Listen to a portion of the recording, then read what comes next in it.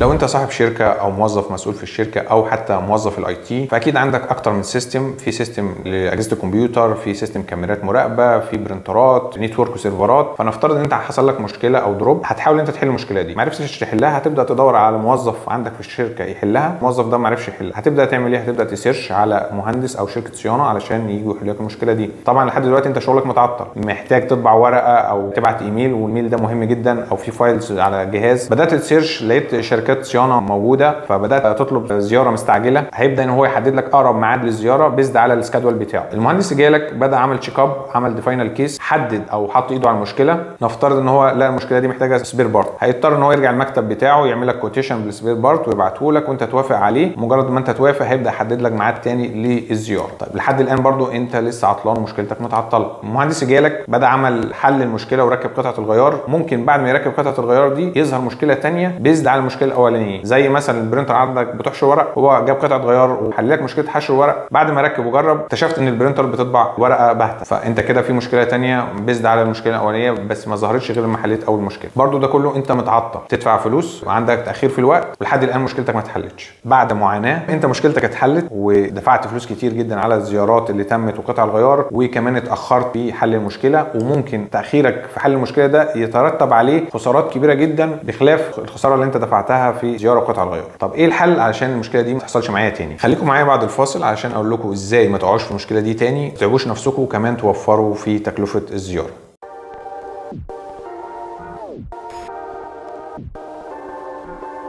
الحل بمنتهى البساطه في عقد الصيانه. عاوزين تعرفوا ازاي؟ هقول لكم ازاي، بس قبلها لازم نعرف انواع عقود الصيانه. في عندنا نوعين اساسيين، في عقود صيانه شامله وفي عقود صيانه غير شامله. وطبعا المقصود هنا بشامله او غير شامله اللي هي شامله قطع الغيار، اللي هي انكلودد السبير بارت، ولا ويزاوت السبير بارت.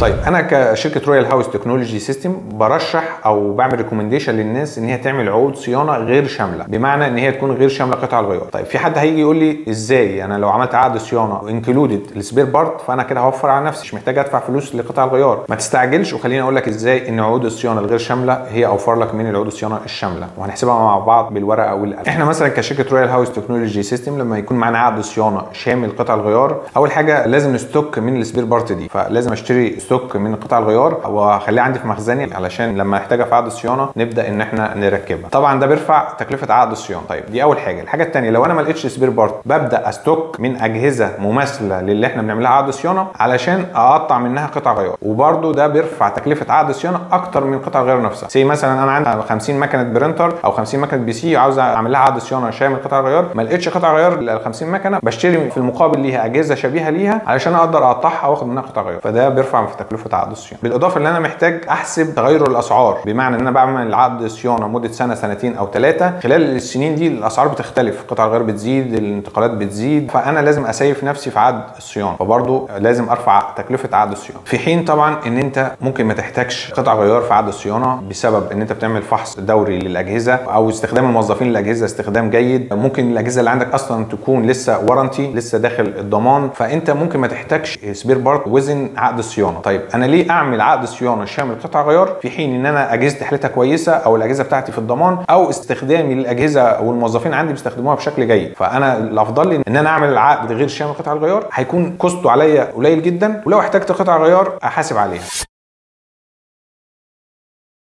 طبعا معنى كلامي ان انا كده اي حد انصحه يعمل عقد صيانه غير شامل قطع غيار؟ لا، ده على حسب السيتويشن. لو انت عندك الاجهزه متهالكه، بتحتاج صيانات بشكل دوري، بتحتاج قطع غيار كتير، لا اعمل عقد صيانه شامل قطع غيار. في الحاله دي ممكن يكون هو اوفر لك من ان انت تعمل عقد صيانه غير شامل قطع غيار. طيب حد ممكن يسالني دلوقتي يقول لي طب انا لو هعمل عقد صيانه سواء بقى شامل او غير شامل، تنصحني بمده قد ايه، او ايه المدد اللي بتكون متاحه في عقد الصيانه؟ طيب عقد الصيانه باي ستاندر كده او باي ديفولت يعني بيكون سنوي، ممكن يوصل سنتين او ثلاثه، وممكن يوصل اقل من كده في بعض الشركات او الجهات ممكن يطلب 6 شهور، بس الستاندر والديفولت بتاعنا بيبقى سنه. وانا انصح كشركه رويال هاوس ان انت تعمل عقد ممكن سنه او سنتين. ليه مش اقل من كده او اكتر من كده؟ اقل من كده ما اعتقدش ان هو هيوفر عليك، واكتر من كده ممكن تغير الاسعار او الشركه اللي انت متعاقد معاها ممكن ما تكونش احسن شركه او يجي لك اوفرز ثانيه فهتضطر انت تفسخ العقد. لا، اعمل سنه او سنتين، جرب فيها الشركه اللي انت متعاقد معاها، لو الدنيا تمام مدي معاهم عقد الصيانه مفيش اي مشكله.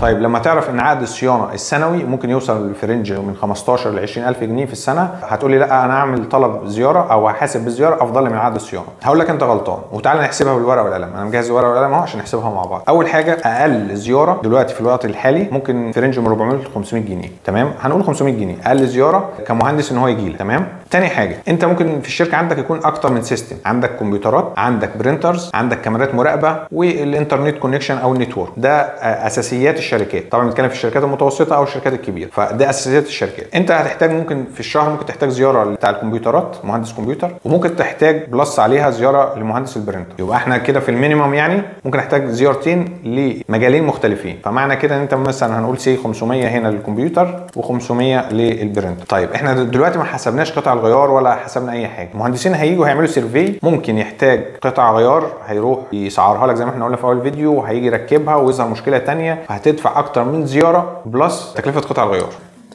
لحد الان احنا ما اتكلمناش في حته التعطيل، ان انت شغلك بيتعطل، ان انت محتاج بقى تستنى السكادول بتاع المهندس او شركه الصيانه، ممكن يكون عندك ايرجنت كيس محتاج مهندس في الوقت الحالي، استحاله ان هو يجي لك في اغلب الشركات. كمان ان انت في عقد الصيانه بيكون في فحص دوري، يعني بيجي المهندس سواء عندك مشكله ولا ما عندكش مشكله، بس بيجي يعمل تشيك اب للاجهزه. فطبعا في مقوله بتقول ان ايه اللي خير من العلاج؟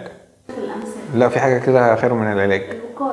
في مقوله بتقول ان الوقايه خير من العلاج. فالمهندس او طاقم المهندسين لما يجي يعمل لك تشيك اب بشكل دوري، ده هيقلل من مخاطر اصابه الاجهزه عندك، وكمان ممكن ما تحتاجش تعمل لهم صيانه. طيب احنا دلوقتي هنحسبها بالورقه والقلم زي ما قلنا. انت كده في الشهر ممكن تحتاج من 3 ل 4 زيارات بسبب اختلاف السيستم اللي عندك، ان انت هيجي لك مثلا مهندس للكمبيوتر سواء بقى البي سي او اللابتوب، البرينتر، شبكات وكاميرات المراقبه، وبلس انت بقى عندك مثلا بصمه في سيرفرات في اي حاجه ثانيه، فهتزود عدد الزيارات. يعني الافرج مثلا هتحتاج 2000 جنيه زيارات في الشهر، ده غير قطع الغيار اللي انت هتصرفها، ده غير التاخير اللي هيحصل لك بسبب ان انت هتنتظر لما يجي دورك في الزياره. لو هنحسبها قلنا متوسط 2000 جنيه في الشهر، في 12 شهر بكام؟ 24. في حين ان عقد الصيانه السنوي زي ما احنا قلنا في اول حلقه ممكن يكون في رينج 15 20، وهتحصل على عدد زيارات شهريه دوريه مثلا زيارتين وزياره طارئه، فكده يعتبر انت اللي كسبان مش خسران، وفرت فلوسك وعملت تشيك اب للاجهزه بتاعتك، ولا قدر الله عندك زياره شهريه دوريه طارئه ايرجنت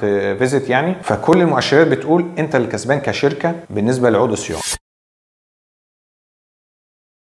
طيب لو انت شركه صغيره يعني عندك موظفين 3، انا انصحك ان انت ما تعملش عقد صيانه. انا بتكلم على الشركات المتوسطه والشركات الكبيره. انا شركه صغيره عندي اوضتين مثلا فيهم موظفين وبرينتر وجهازين كمبيوتر، لا ما اعملش عقد صيانه. السؤال هنا اللي ممكن حد يساله يقول لي يا باشمهندس انا بالنسبه لي ما عنديش صيانه، ما بحتاجش صيانه، انا مثلا فاتح شركتي او المؤسسه بتاعتي بقالي 5 6 سنين، نادرا لما بحتاج صيانه. طيب انت عندك حق في النقطه دي، بس اقول لك معلومه ممكن ما تكونش انت واخد بالك منها. زي ما قلنا المثل اللي بيقول وقايه خير من العلاج، بمعنى انا عامل عقد صيانه، ممكن اعمل عقد صيانه سنوي بزياره في الشهر. الزياره دي المهندسين هيجوا يعملوا تشيك اب على الاجهزه ويفحصوها، لان الفحص الدوري للاجهزه ده ممكن يقلل لك مخاطر ان الاجهزه دي تبوظ، تتعرض للتلف او يحصل مثلا اختراق للسيستم عندك. وخصوصا موضوع الاختراق ده مهم جدا. في شركه تواصلت معايا حصل لها اختراق او هاكينج على السيستم الداخلي، كان في عمليه ترانزاكشن على حساب البنوك بمبالغ ضخمه وكبيره، في حين ان هو كان ممكن يعمل عقد صيانه سنوي ب 20,000 ولا ب 15,000، لا هو خسر مش عاوز اقول لك ملايين. ففعليا الوقايه خير من العلاج. انت كده لازم يكون عندك يعني فحص دوري للسيستم عندك في الشركه. لو انت عندك موظف اي تي اوكي، بس موظف الاي تي برده مش هيفهم في كل المجالات. بمعنى انا مثلا لو موظف في شركه في اي تي، انا الاكسبيرينس بتاعتي هتكون في البي سي، ممكن في البرينتر، لكن مش هكون على درايه بكل السيستم. يعني الشركه بيبقى فيها زي ما قلنا 5 6 سساتم، فسساتم دي صح ولا مش صح؟ يكون في اكتر من سيستم، استحاله يكون مهندس عنده اكسبيرينس في كل السساتم، لازم اقولها سساتم ما فيش حل. فانت برضو كمهندس اي تي او انت صاحب الشركه لازم يكون معاك ناس او شركه صيانه او عقد صيانه، حتى لو عندك مهندس اي تي. وده احنا طبعا بنشوفه في واقعنا وفي حكم شغلنا، بيتواصلوا معايا مهندسين كتير في شركات في اي تي، باشمهندس انا عندي مشكله في جهاز معين، عندي ايشو في حاجه معينه مش عارف احلها، نبدا احنا نوصلهم بالمهندسين المتخصصين عندنا في شركه رويال هاوس تكنولوجي سيستم، لان احنا عندنا كل مهندس متخصص في الحته بتاعته. احنا مثلا مهندسين متخصصين في صيانه البرينتر سيرتيفايد برضو تبع شركات او براندات عالميه، مهندسين متخصصين في البلوتر، في البي سيهات سواء بقى كمبيوتر او لابتوب، في كاميرات المراقبه، فده بيديك اولويه. طيب ممكن حد يقول لي بدل ما اتعاقد مع شركه ممكن اوظف المهندسين دلوقتي عندي، بمعنى ان انا هجيب لي 5 6 مهندسين يكونوا اي تي شغالين عندي اون سايت. طيب انا اقول لك مفيش مشكله، بس هيبقى اوفر كوست عليه. ليه تعين عندك 5 6 مهندسين وهتديهم مبلغ كبير جدا في كسالري، هتلاقيها اوفر كوست على الشركه بتاعتك، في حين ان انت ممكن تتعاقد مع شركه اوت سورس وتضمن ان انت توفر في الميزانيه بتاعتك، وكمان تحافظ على كواليتي كسكيورتي وكصيانه، والدنيا عندك تبقى ماشيه ما تعطلش. فافضل خيار للشركات المتوسطه ان انت تتعاقد مع شركات صيانه حتى لو عندك مهندس اي تي. وبكده نكون وصلنا لنهايه الفيديو. طبعا احب افكركم واذكركم ان احنا طبعا شركه رويال هاوس تكنولوجي سيستم متخصصين في توريد وصيانه وتركيب جميع اجهزه الكمبيوتر، البي سي واللابتوب، البرنترات، احبار، كاميرات مراقبه، نتورك، سيرفرات، متخصصين في البلوتر، مكن الخرائط الهندسيه سواء اللارج فورمات او الوايت فورمات. فطبعا الرقم دلوقتي هيظهر عندكم على الشاشه. اي حد محتاج كونسولتو، استشاره، دعم فني، محتاج يورد اجهزه، يتواصل معايا بشكل مباشر او يبعت لنا على الايميل او يبعت لنا على السوشيال ميديا، يتواصل معانا ان شاء الله هتلاقوني سبورت للناس كلها. اشوفكم في فيديو جديد. ما تنسوش اللايك والكومنت والسبسكرايب وتفعلوا زر الجرس لو بتتفرجوا على اليوتيوب عشان يوصلكم تنبيهات بفيديوهاتنا الجديده. تابعونا على السوشيال ميديا برضو عشان احنا بنقدم تيبس وتريكس. شكرا لكم.